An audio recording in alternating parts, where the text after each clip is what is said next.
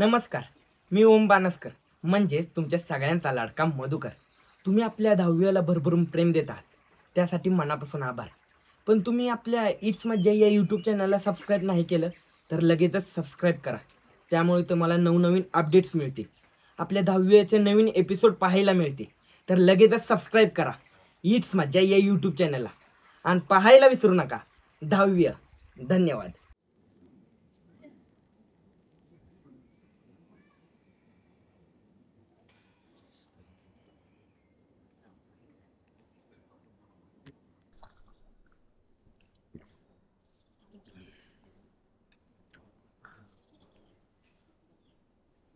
अभिजित,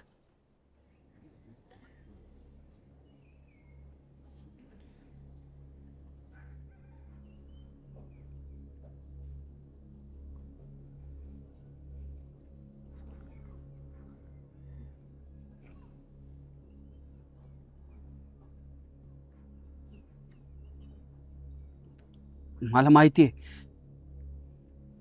माझ्याबद्दल काही लय चांगलं मत नाही तुमचं, हा नसलं बी पाहिजे। पण मी इथं माझी बाजू मांडायला आलोय। अर्थात ती तुम्हाला खरी खोटी वाटली तरी मला त्याचा काय फरक नाही पडला पाहिजे। तुम्हासनी कसलाच कवाच नाही फरक पडला। दादा तुझा राग समजू शकतो, तुम्ही काय समजू शकत नाही। दगडाच्या काळजाची पैशाच्या मागे लागले निगरगट्ट माणसं आहे तुम्ही। इथं माणसं जगली मेली तरी तुम्हासनी काहीच खबर नाही, आणि तवा आला नाही, आता कशाला आलाय? दाद्या दाद्या म्हणायचं नाही, दाद्या नाही म्हणायचं। दाद्या फक्त माझी आई मला म्हणायची। म्हणजे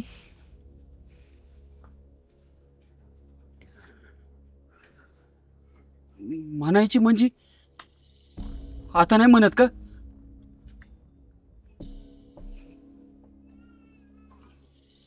मेलेली माणसं हाक नाही मारत।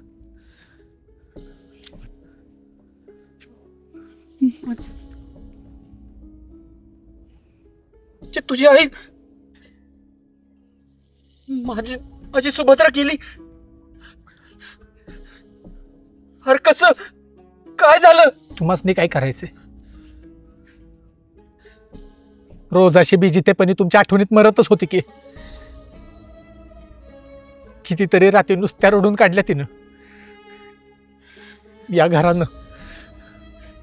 घरानं हुंदक्याशिवाय दुसरं काहीच ऐकलं नाही। तवा नाही आला तुम्ही, आणि आता तुम्ही येणारच नाही ह्याच्यावर ठाम विश्वास ठेवून ती निघून गेली देवाकडं। मग आता कशाला आलाय? जेवढं तुमच्यासाठी आलो त्यापेक्षा जास्त तिच्यासाठी।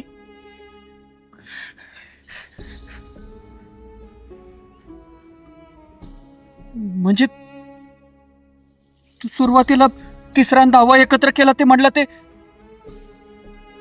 तिच्याबद्दल होतं।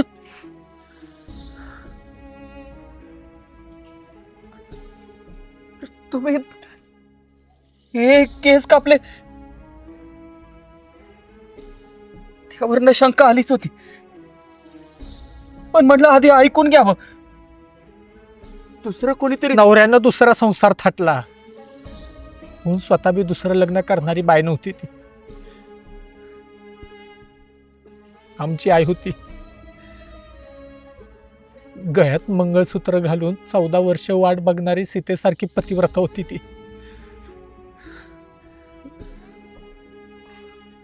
पण तुम्हासनी राम होता नाही आला, कसं होणार? राम मर्यादा पुरुषोत्तम होते, त्याच्या आधी ते माणूस होते। तात्या माझी मजबुरी होती। नाही, ज्या माणसाला पोराबाळांपेक्षा स्वतःच्या बायकोपेक्षा स्वतःची मजबुरी मोठी झाली तो इथनं गेलेला माझा आप्पा असू शकत नाही। तुम्ही जावं इथनं, निघायचं इथनं, नाहीतर ह्याच्यापेक्षा बी वाईट भाषेत मी सांगू शकेन. निघा. अबे आज चल.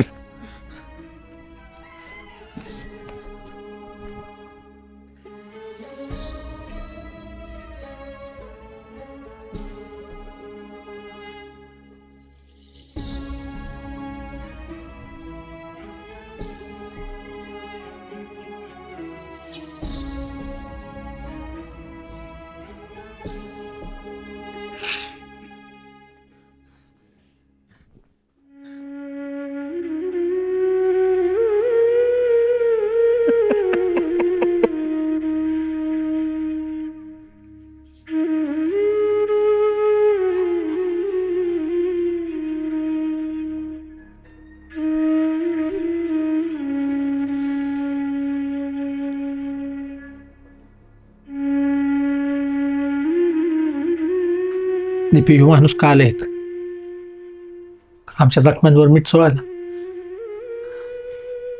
आत्ताशी कसं बस यातनं बाहेर पडत होतो, आता पुन्हा तेच.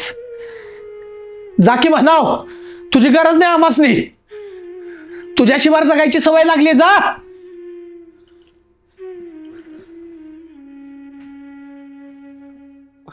वय दादा, खरंच हे आपलं अप्पा आहेत कारण?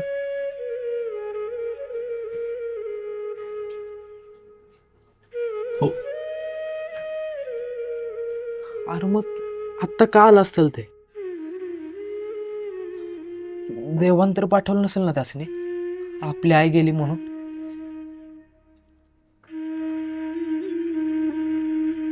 तसंच जर असेल तर यो माणूस आलाच नसता तर किस्त बरं झालं असतं. आपली आई आपल्यासनी सोडून कवाच गेली नसते.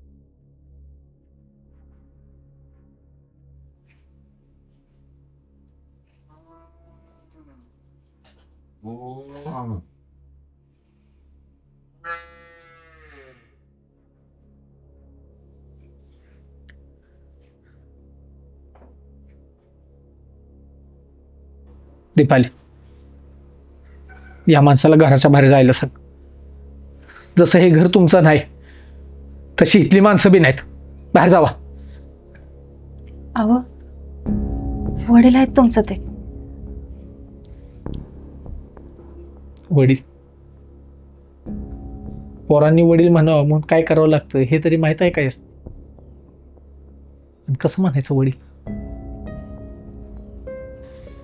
मी आजचा दिवस थांबून पाहिजे तर उद्या जातो. मला माझ्या सुभद्रेला नाही भेटता आलं, बघता आलं, पण तिची आठवण असलेलं हे घर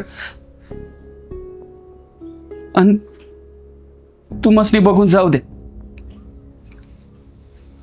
पाहिजे तर मी घरात नाही थांबत, बाहेरच थांबील. बाहेरनच नुसतं बघून जाईल.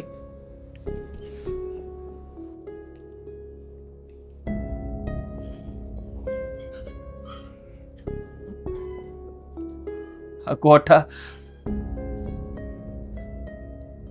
देवळी, या भीती, ही भुई, सगळं आधीसारखंच आहे. काय बी बदललं नाही या घरात.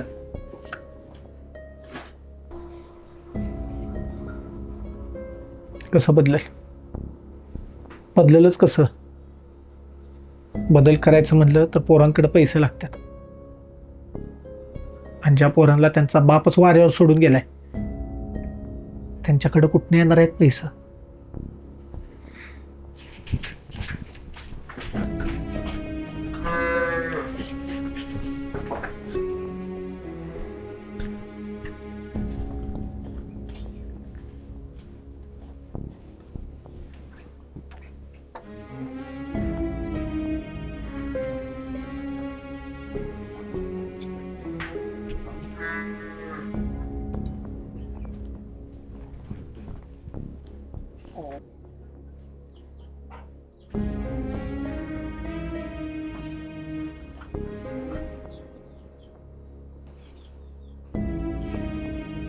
सुभद्रा,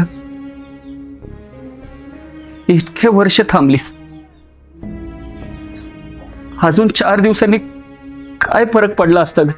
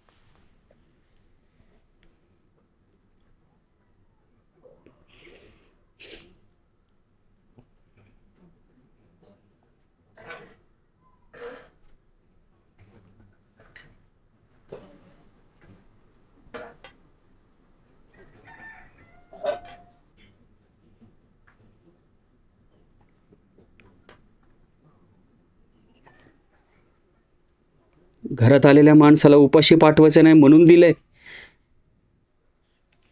का बाप म्हणून? तुम्ही बाप म्हणून आमासने काय दिलं? हे जन्म बी आईनच दिलाय. तुम्ही समजताय तितका वाईट माणूस खरंच नाही मी. योग्य वेळी मला सिद्ध नाही करता आलं किंवा नाही करू शकलो म्हणून मी वाईट बाप आहे असं म्हणता येईल. आणि हाय, अगदी मान्यच करतो. पण बापच नाही असं नाही म्हणता यायचं. मला यायचंच नसतं किंवा तिथंच रमलो असतो ना, एक क्षण सुद्धा तुमचा इसर पडला असता तर म्हणता आलं असतं की मी बाप म्हणून घ्यायच्या लायकीचाच नाही. कधी गावात किंवा गावाबाहेर विचारा कोणाला बी, तुमचा बाप कोण होता, आज बी उत्तर मिळेल. लोकांसाठी असाल तुम्ही तो, पण आमच्यासाठी कोण? अरे तेच तर सांगायला आलोय मी इथं. पण तू ऐकून घेशील तर ना.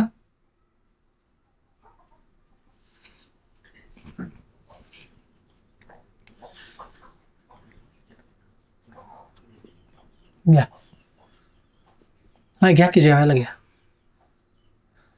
आणि मला सांगा बी, कुठल्या कहाण्या रचून आलाय, काय सांगायचं ठरवून आलंय. पण त्याच्या आधी एका प्रश्नाचं उत्तर द्या. तुम्ही दुसरं लग्न केलंय का नाही? अजिबात नाही. कधी विचार बी आला नाही. तुझी शपथ दाद्या. कुठल्या शब्दांवर विश्वास ठेवायचा? तुम्ही आईला दिलेल्या का आता आमसने घालताय त्या? हे बघ, सगळं सांगतो अगदी सुरुवातीपासनं. पण तुला मनापासून ऐकायला लागेल. मग तूच ठरव चूक का बराबर. आणि त्यानंतर तू म्हणलास ना तर आत्ता घराबाहेर पडतो. आता नको, आधी तुम्ही जेवा, मग बोलू. रात पडला. आई गेल्यापासून दोघं बी नीट जेवली नाहीत आणि तुमच्यामुळे जायचं बी राहीत झालंय. निदान 2 घास नीट खाऊ तर द्या. मी सांगते म्हणून. दीपा, तुला कळते का? माझ्यासाठी.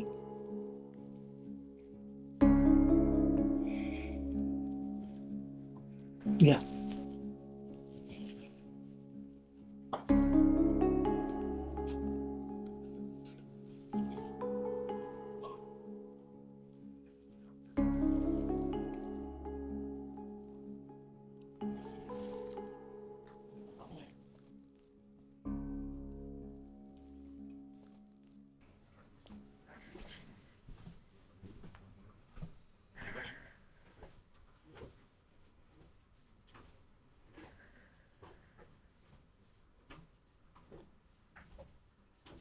आवा ऐका की, ते बाहेर एकटंच झोपलं. घरात तरी बोलवा की त्यासनी. कशाला? नुसतं घर बांधलं म्हणून ते आपलं होत नाही. त्यातली एक बीट पडायला नको म्हणून आयुष्यभर धरून बसायचं असतंय. कवा प्रेमानं, कवा मायानं, तर कवा रागानं घर भरायचं असतंय.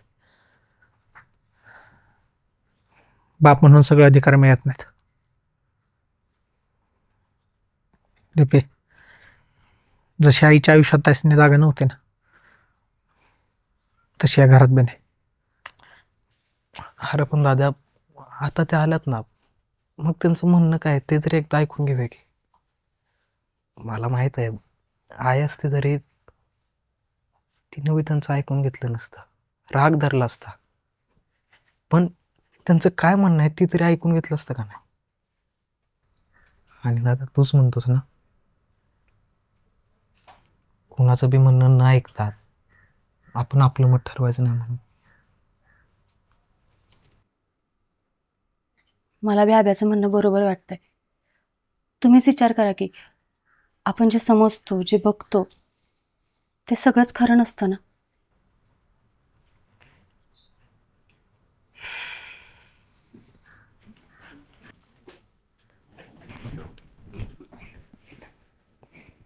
पण मला माहित आहे ते आत्ता बी खोटंच बोलणार आहेत.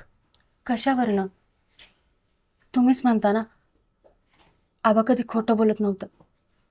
आमासने असं बी वाटायचं ते कवाच आमासने विसरणार नाहीत.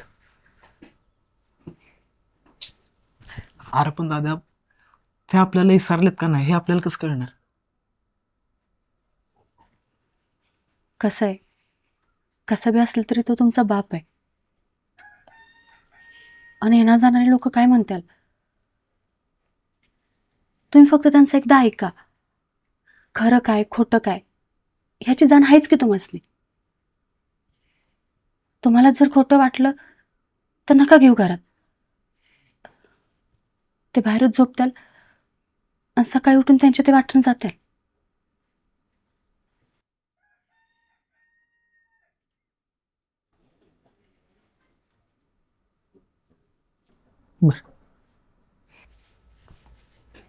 चला माझ्यावर.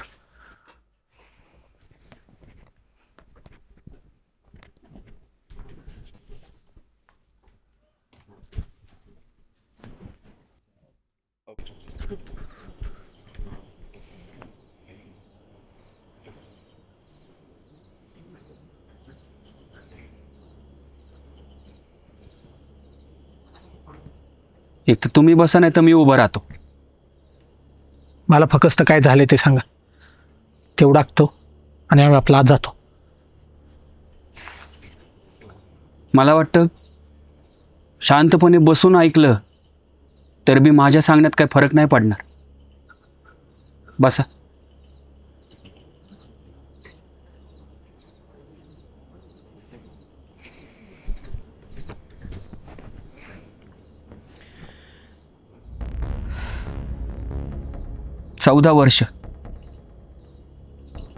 चौदा वर्ष एका खोलीत होतो. सूर्य सुद्धा नाही बघितला रे. मुंबईतल्या कामावर एक मॅनेजर आला. त्याला दुबईला नोकरी लागली म्हणून ही नोकरी सोडून चालला होता. तो म्हणला मला, कुठे इथं 5-7 हजारासाठी दिवस गाजतोय, माझ्याबरोबर दुबईला चल, तुला महिन्याला 50,000ची नोकरी देतो. जास्त पैसे मिळतील म्हणून तुम्ही बी गेला. एकदा बी आमचा विचार नाही आला मनात. तुमचं विचार आला. पहिलं नको वाटलं, पण नंतर वाटलं वर्षभरात एवढं पैसे येतील की तुम्हाला दुबईला नाही पण मुंबईला तर घेऊन जाईल. तो म्हणला, वर्षभर या कामाचं कोणालाच काय सांगायचं नाही. माणसं जाऊ नको म्हणलेली. तो तेव्हा तसं का बोलला हे मला नाही कळलं. मग कामाच्या आशेनं मी कोणाला काय कळवलं नाही. त्याच्यावर दुबई गाठली. पण तिथं गेल्यावर कळलं की ही व्यसनी पदार्थांची तस्कर आहे. कवा पोटातनं, कवा जिभेवर, तर कधी कधी पोलिसाच्या वर्दीतनं हे समजा करायचे ते. तेव्हा तिथनं फोन करायची बी काही सोय नव्हती र. त्यांची माणसं नेहमी माझ्या संग असायची. मी या कामाला नकार दिला तर मला मारहाण केली, जबरदस्तीनं काम करायला लावलं, माझं जेवण पाणी बंद केलं. पण मी काही तयार नाही झालो. मग शेवटी त्यांनी मला एका खोलीत कोंडून ठेवलं. आणि मग तुम्ही तिकडे अडकला असाल? नाही, एक दिवस कसा बसा तिथनं बाहेर पडलो. पण देश सोडायला पैसेच नव्हते रे, राहायला जागा नव्हती, कुणाची ओळख बी नव्हती.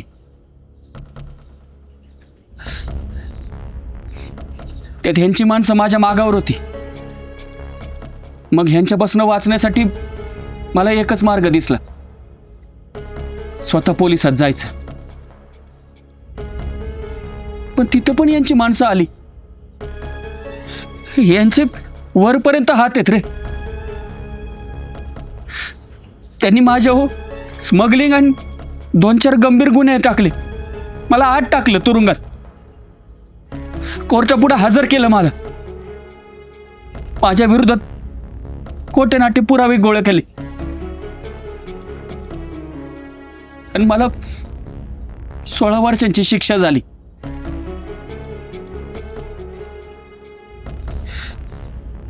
त्यानंतर मी जो बघितला ना, तो फक्त त्या खोलीतला अंधार, दुसरं काय बी नाही. आपण तिथला एक आणि एक दिवस ना, मी फक्त तुमचीच आठवण काढत होतो. रडायचो, रडून रडून शांत बसायचो, पुन्हा रडायचो. पण माझ्या रडण्याचा आवाज ना कुणाच्या कानापर्यंत जात होता, ना कुणाच्या मनापर्यंत.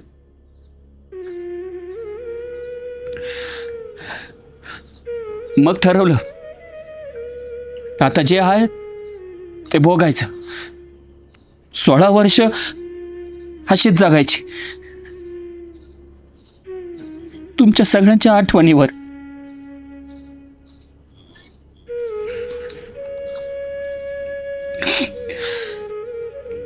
तुम्हासनी एकदा बी नाही वाटलं काय बी करून यांच्याशी बोलावं, संपर्क करावा? त्यावेळेला फोन नव्हता, पण पत्र होतीच की, ती धाडायची. 14 वर्षात जवळपास 1450 पत्र लिहिली मी, पण मला एकाचं बी उत्तर नाही मिळालं. तिथल्या कायद्यांना तिथल्या देशातल्या देशात फक्त पत्र व्यवहार करायची संधी होती. हा, पण गेल्या 2 वर्षात ना मला पत्र व्यवहार करायची संधी मिळाली. मी पत्र पाठवली बी, पण ती कुठे गेली काहीच माहित नाही. मला एका बी पत्राचं उत्तर नाही मिळालं. पत्राचं उत्तर कसं मिळेल? हे तर तुमचं पत्रच काय, काहीच नाही आलं.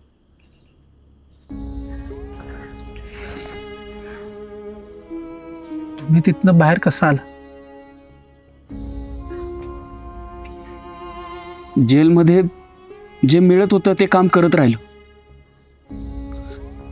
मग एक दिवस माझा चांगुलपणा बघून माझी 2 वर्षाची शिक्षा कमी केली. जेलमध्ये मागच्याच आठवड्यात 14 वर्षाचा तुरुंगवास संपला माझा. मग जे काही काम केलं होतं त्याचे पैसे एकत्र केले आणि आपल्या देशात आलो. इथं आल्यावर, गावात आल्यावर असं वाटलं की कधी एकदा तुम्हाला भेटतोय. 14 वर्ष रे. 14 वर्षांच्या वनवासात मी रामच होतो रे दाद्या. फक्त माझ्या सीतेचा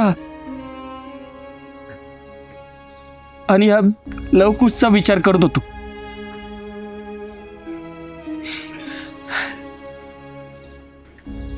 एक एक दिवस तुम्हाला कसं वाटेल, सुभद्राला कसं वाटेल, 14 वर्षानंतर तुमचा स्पर्श कसा असेल याचाच विचार करत होतो मी. पण इथं आल्यावर यातलं काहीच नाही घडलं.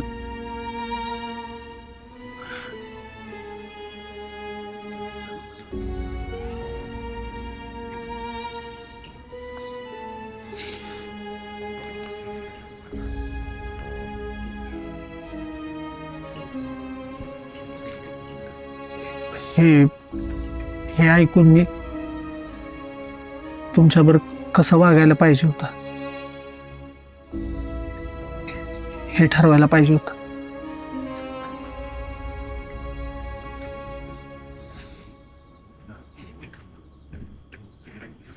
तुम्ही आता घरात चाला.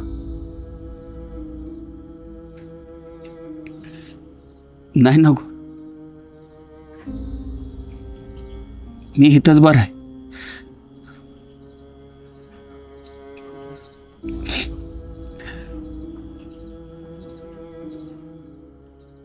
मामांजी असं काय करताय?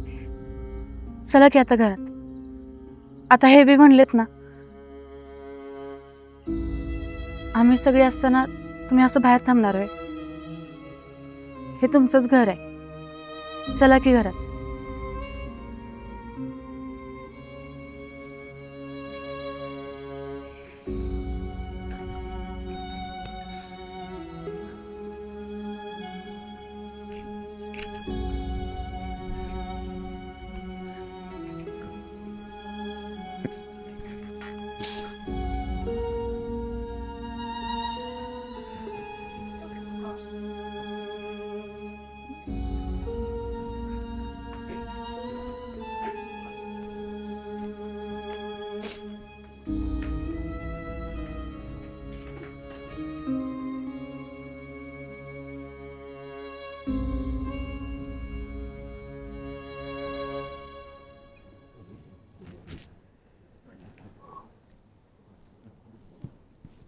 सुभद्राचं हे असं कसं काय झालं?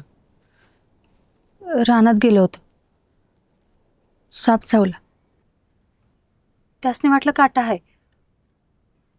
काय झालंय हे कळून माणसे तर गेल्या. त्या तिनं कुठल्याच गोष्टी मोठ्या समजल्या नाहीत कधी. जीवावर बेतलेलं पण काट्यासारखं बाजूला केलं.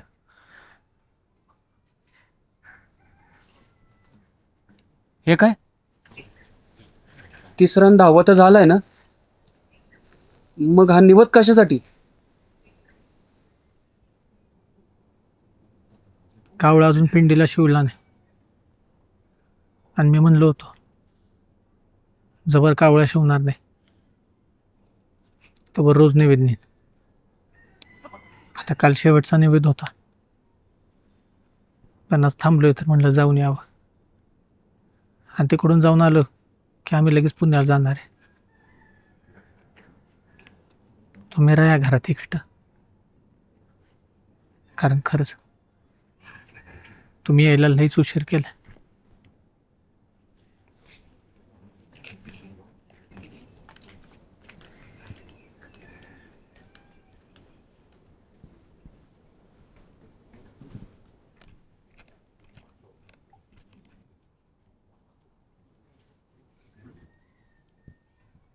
मामा, चहा देऊ का? नाही नको, तू घे.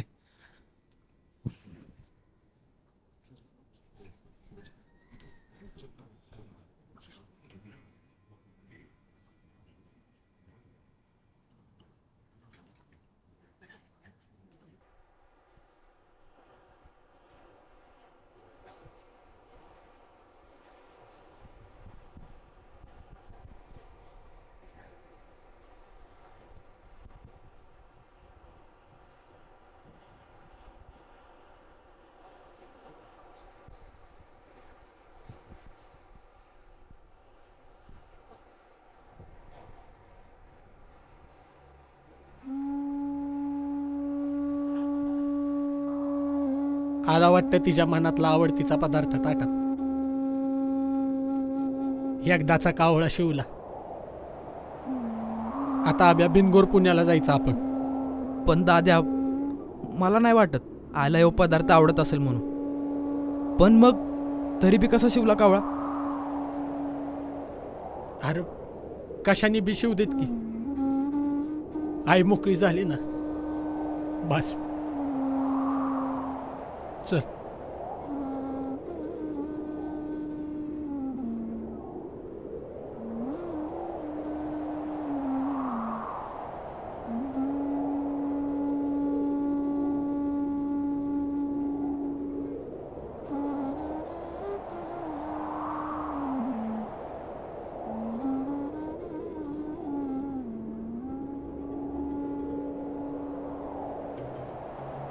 माझ्यातच जीव अडकला होता तिचा. मी आल्याचं बघितल्यावर कावळा शिवला. मी तुमच्या बर हाय हे कळल्यावर निश्चिंत झाली ती. म्हणजे तुमची भेट ही तिच्या मनात राहिलेली शेवटची इच्छा आहे असं वाटतं तुम्हाला? वय दाद्या, तिनं कधी सांगितलं नसल, पण एक बाई म्हणून माझ्याबद्दल तिच्या मनात तिरस्कार असेल. पण एक बायको, आई म्हणून तिच्या मनात कायम प्रेमच होतं र. अगदी मनातल्या शेवटच्या कप्प्यातलं, कुणालाही सहज न दिसणार.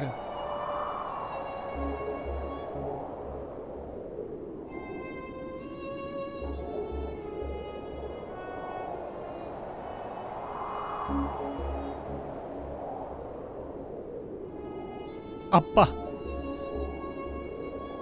मला बी नाही ओळखता आलं तिच्या मनातलं. तुमच्यावरच्या रागाच्या भरात मी विसरूनच गेलो विचार करायचा. तिचं जग तुम्ही होता. या 14 वर्षात तिला एकदा तरी तुम्ही याल अशी आशा असेल. किती रडली, किती सहन केलं, पण जितेपणी तुम्ही एकदा तरी याल असं तिला कित्येकदा वाटलं सर. आप्पा, तुम्ही खरं म्हणताय. आम्ही नेहमी आई म्हणूनच विचार केला. गावाचं एक बायको, एक बाई म्हणून तिचं तुमच्यावर असलेलं प्रेम आम्हाला नाही ओळखता आलं. दाद्या, तू तुझ्या जागी बराबर होतास र. तू मुलगा म्हणून आदर्श आहेस, तवा बी आणि आत्ता बी. पण आईच्या मनातलं नाहीच न ओळखता आलं. तिनं कव्हाच आम्हासने काय कमी पडू दिलं नाही. आणि तिला काय पाहिजे याची जाणीव बी नाही होऊन दिली.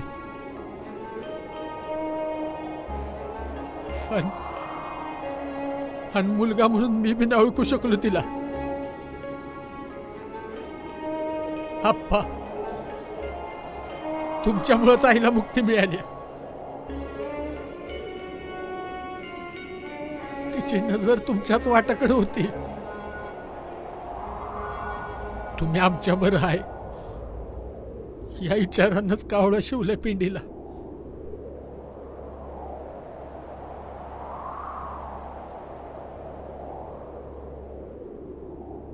आप्पा, माफ करा आम्हासनी.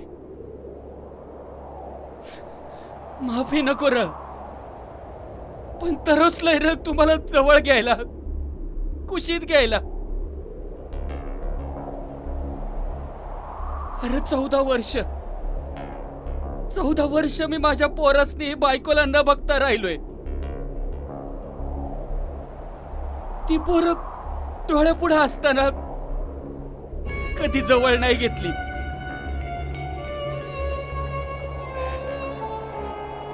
तिथं असताना ज्या मिठीचं ज्या कुशीचं सपान बघितलं ना, ती पाहिजे र दाद्या. एक मिठी, फक्त एक मिठी पाहिजे तुमच्या आप्पाला. फक्त एक मिठी. हवं तर माझी शेवटची इच्छा समजा र. आप्पा आप्पा.